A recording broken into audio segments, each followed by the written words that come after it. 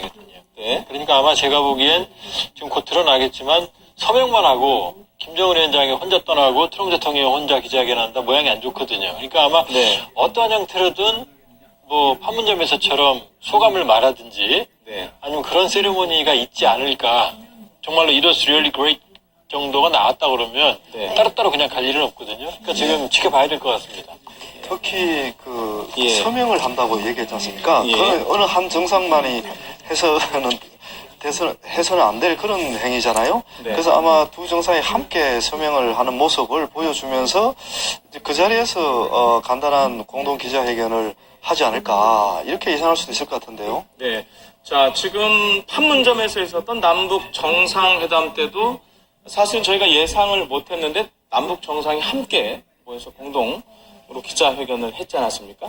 그 장면을 좀 생각을 하면 그때하고 시간표가 거의 비슷해요. 단독, 확대, 오찬, 그리고 두 정상의 산책. 그 이후에 서명을 하고 바로 이제 기자회견을 하는 방식인데 그리고 떠났단 말입니다. 자, 그러면 지금 이 다음 예정된 영상이 저희가 뭐 예상을 해보는 영상이 두 정상이 함께 서 있는 모습.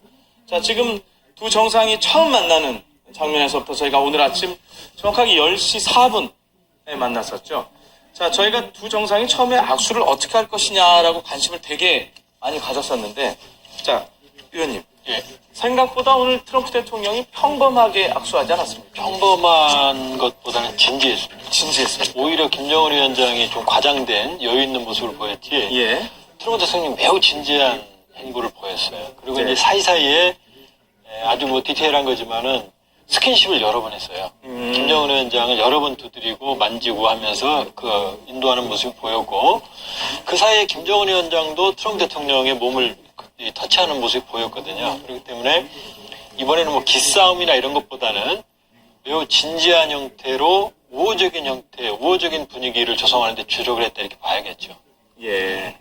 자, 지금 아까 말씀드렸지만 트럼프 대통령이 서명을 할 것이다. 잠시 후에 결과를 발표할 것이다. 라고 했는데 그게 양 정상이 함께 할 것인지 아니면 지금 원래 예정되어 있던 우리 시간으로 오후 5시에 트럼프 대통령 단독의 기자회견을 말하는 것인지 모르겠지만 자, 조수영 기자. 네. 오늘 아침부터 계속해서 뭐 트럼프 대통령의 하는 말 그리고 김정은 위원장 하는 말을 계속 들으셨지 않습니까? 예. 특히 트럼프 대통령이 하는 말 중에 그렇다면 저희가 포털 사이트에서도 북한 핵폐기의 방법, 완전하고 검증 가능하고 불가역적인 핵폐기 이 부분에 대해서 정말 너무나도 양국이 절충점을 찾기가 어려웠고 그만큼 회담 전망을 하는 데 있어서도 이 CVID가 과연 들어가느냐 아니냐가 최대 쟁점이 될 정도로 정말 누구도 낙관하지 못했던 상황에서 지금의 일련의 상황들 공식적인 기자회견을 통해서 발표가 있었던 것도 아니고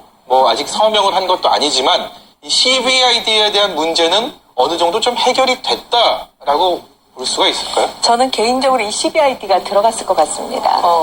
그래서 이 용어가 들어가고, 그 다음에 이 부분과 관련돼서 이제 어저께 폼페이 국무장관이 브리핑 했던 그 발언 내용과 또 오늘 확대 정상회담 할 때 볼튼 장관이 볼튼 보좌관이 들어가지 않았습니까? 네. 또 묘한 이 CVID에 대한 그 개념, 을 좀 보여주지 않는가라는 생각이 들어요. 어저께 그 발언 내용을 보면 북한이 WMD 없이도 체제에 대한 보장과 안전에 대한 그런 것을 보장을 해줄 준비가 미국은 다 하고 있다라는 부분을 언급을 했거든요. 그다음에 이 WMD와 관련된 부분에 있어서도 앞에 3달간 회담을 준비를 하면서 미국은 100명이 넘는 전문가들과 함께 북한의 핵, 그다음에 화생, 화학무기, 생물학무기, 탄도미사일 이런 부분 또 우주 관련 발사체와 관련된 전문가들도 같이 논의했다라는 점을 봤을 때 이 포괄적인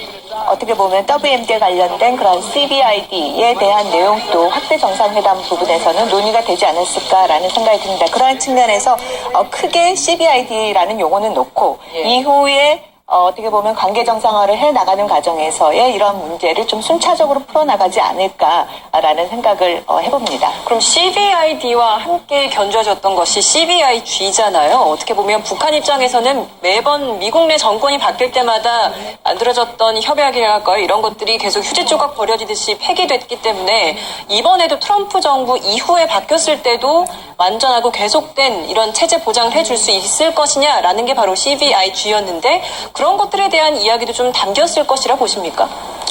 우리 시청자들께서 어떻게 생각하실지 모르겠지만은 북한 핵 문제가 왜 불거졌느냐?